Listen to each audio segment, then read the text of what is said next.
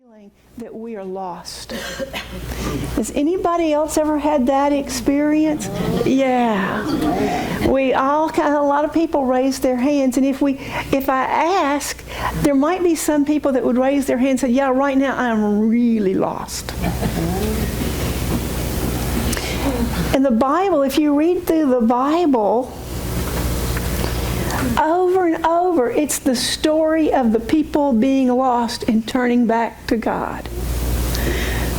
Over and over. And what's that number one story about coming home? The prodigal son. Yes. We're all the prodigal son. We're all that lost person. And I'm going to read some words that are from Charles Fillmore. It's from his book, Talks on Truth. He said, "Let us not look abroad, outside, for power or for wisdom, but seek at home. There in the silent recesses of our own soul, we will find the pearl of great price. The well of living water must spring up within us. We are His beloved, and nothing short of His opulence will satisfy us." Ooh. In the resources of our own soul, we find the pearl of great price. In the resources of our own soul, the living water springs forth. And so today we're going to talk about our journey home, your journey, my journey home, to that which is changeless, to that which is always the same. So did you hear about this woman who had a heart attack, and she was rushed to the hospital, and she had this near-death experience, and when she got to heaven, she said, "God, I really didn't think it was my time." And God said, "No, it's not your time. You've got 30 or 40 more years." And so the woman came back to her body, and the surgery was a great success. And as she was convalescing in the hospital, she thought, well, 30 or 40 more years, I can do something in these 30 or 40 years. And so she had a little cosmetic work done, some nips, some tucks. Had her hairdresser come and dye her hair. And when she was lifted and tucked and dyed and coiffed, she left the hospital, and as she walked out of the hospital, she was run over by an ambulance. And she arrived at the pearly gates of heaven, and she was in a foul mood, and she confronted God, and she said, "What's the big idea? I thought you said I had another 30 or 40 years. And God said, "Oh my God, I didn't recognize you."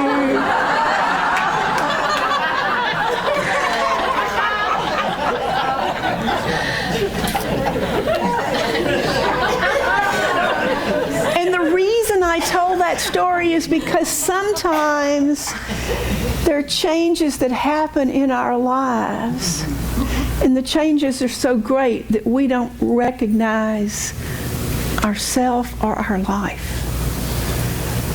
But today, what you and I want to do is ground ourselves in that point of being, that beingness that is never ending, never changing, always the same, the groundless sense of being.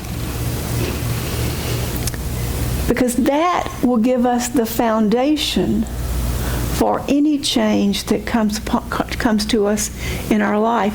Whether it's one of those changes that we say, "Thank goodness," or we say, "Goodness, no." Whether it's getting a great new job or losing a job, whether it's getting married or getting divorced, whether it's finding a new house that we love and moving in, or losing a house, whether it's having a baby or losing someone we love. Whatever the change we face, we can be better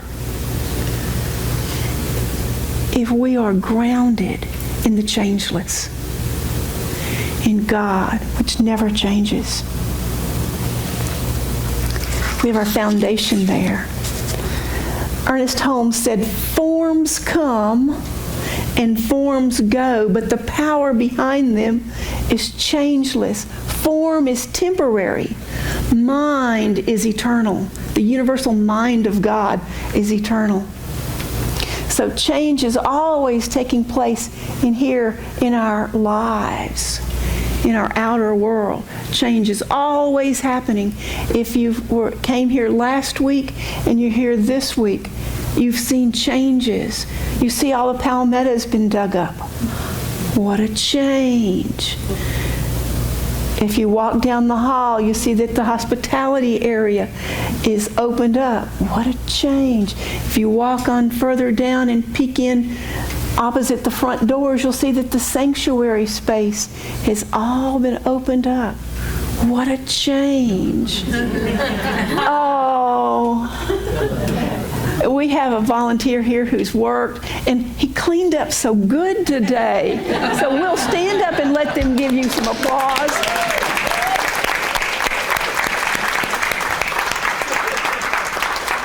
My picture didn't turn out very great, but you should have seen him. He was coated in the dust from the drywall. It was it was caked on him. He got scared when he looked in the mirror. Yeah. I took 3 showers. Took 3 showers. Well, that stuff that gets tracked down the hall, I noticed in my house that Gerald's tracking it through our house. So, but things are happening. Out here, stuff always happening. But inside, there is that God that never changes. God never changes. And we are an expression of God.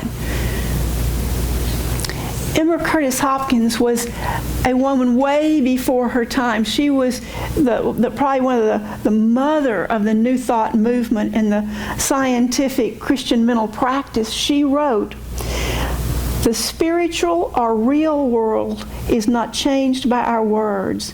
It is the same changeless good yesterday, today, and forever." God is the changeless in the midst of all the change. And when we're grounded in that which is changeless, we have a solid foundation. And in Luke chapter 6, this is what Jesus said. He said, "Whoever comes to me and hears my sayings and does nothing is like a man who built a house on the earth without a foundation. And when the flood arose, the stream beat vehemently against the house and immediately fell, and the ruin of that house was great. But he who hears my words and follows them is like a man building a house who dug deep and laid the foundation on the rock against which the stream beat vehemently, but could not shake it, for it was founded on the rock." So he said, hear my words and follow them. And what do we think that means? That means that you and I have to go inside and find that place inside where we know God. That's following Jesus. We need to seek to have a spiritual life, to trust in God as our only support, to seek first the kingdom, and then have all things else added.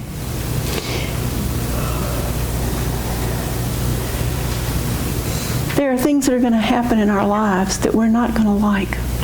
There are things that are going to happen that are going to try to shake us. But if we are grounded, we can lose a loved one. We can face that diagnosis. We can have financial ups and downs and be steady. I have a friend, Reverend Ellen Debenport, and I think some of you even get emails from Ellen.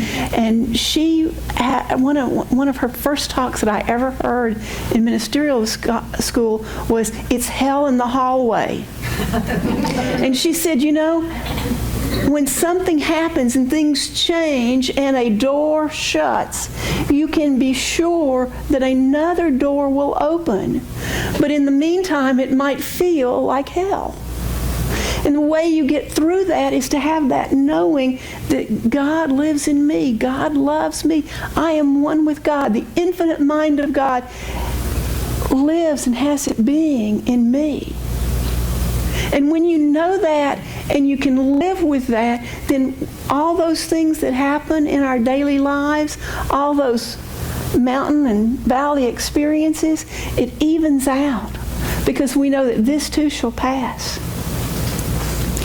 I know I've used this example before, but there was a composer, Franz Joseph Haydn, and he was, as a small child, when he was like 8, he was taken to Vienna and he sang in the cathedral choir at St. Stephen's, and he sang solo parts, and he was a valued member.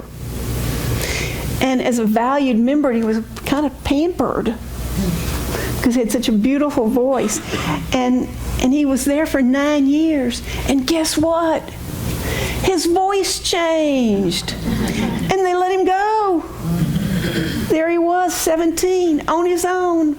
All of a sudden, no way to make any money. And so he began to teach music and he began to compose. And in 1760, he was made the musical director for the court of the Prince of Austria. And he held that position for 30 years. Once again, he was pampered and lived in luxury and did the work he wanted to do. And then the prince died. And the music was disbanded. And once again, Haydn, who was now 58, was out on the street. But you know, he refused to give up. He went back to teaching and composing, and he got offered some commissions in London, and he went and he began. As he was teaching, one of his students was Beethoven. It was during this time that he wrote his most famous works, such as the Creations and the Seasons. Twice in his life he was set aside. He was put out on the street. He had no means of support, but he kept going. And he had that knowing that there is a changeless God, always available, always sourcing him. So my question to you today is, where is your house built? Is it built on shaky sand? Is it built on the good job you have, or what you do, or who you're married to, or what you look like? Because all that stuff can change. Is your house built on the knowing that there is this changeless, loving source that we call God, that you are ever connected with? So this week when you go home, I want you to remember this little story. There was an atheist, and he was spending a quiet day fishing, and suddenly his boat was attacked by the Loch Ness Monster. And as he was flipped into the air, he said, "Oh God, save me." And God said, "I thought you didn't believe." And the atheist said, "Come on, God, until a minute ago I didn't believe in the Loch Ness Monster either." Figure out what you believe today. Get your grounding now. And you'll have it when you really need it. Thank you.